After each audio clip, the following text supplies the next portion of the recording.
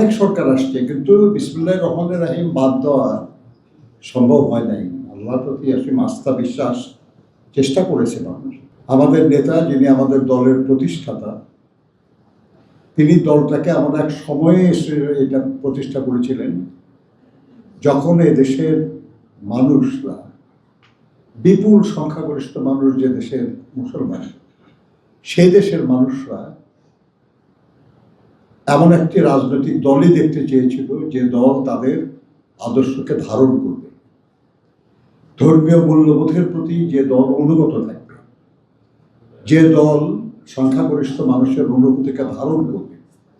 আর সে কারণে তিনি সংবিধানে বিসমিল্লাহির রহমানির রহিম এবং মূল নীতিতে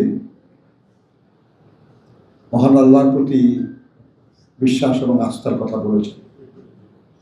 কাজেই আমরা তারই কর্মী।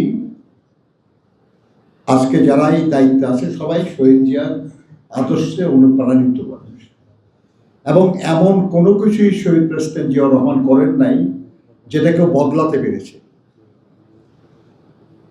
আপনার পরে অনেক সরকার আসছে, কিন্তু বিসমিল্লাহির রহমানির রহিম বাদ দেওয়া সম্ভব হয় নাই। আল্লাহর প্রতি আসলে আস্থা বিশ্বাস চেষ্টা করেছে মানুষ, কিন্তু মানুষের মন থেকে তো এটা সরাতে পারে নাই, সম্ভব না।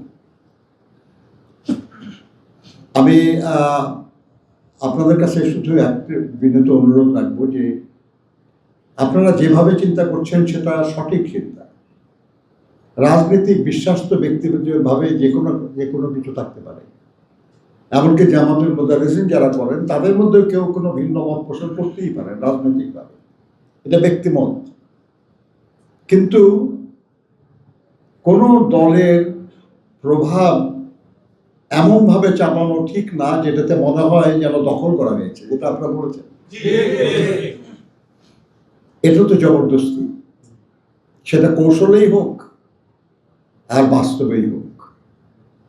আমরা এটার বিরোধী। আমরা মনে করি যে আল্লাহর মেহেরবানি যদি আমাদের উপর আল্লাহ দায়িত্ব অর্পণ করেন, আমরা চেষ্টা করব যে কোনো প্রতিষ্ঠানে যেন কোনো ধরনের জবরদস্তি না হয়। সবাই যেন যার যার ইচ্ছা অনুযায়ী যা অনুশীলন করতে চান সেটা করতে পারেন। কাজেই এখন একটা গণতান্ত্রিক দেশে এটাই স্বাভাবিক। আপনি কাউকে যেমন বলতে পারেন না আর কি যে তুমি এটা করতে পারবে না, আবার এটা করবে, এটা করতে বাধ্যও করা যায় না।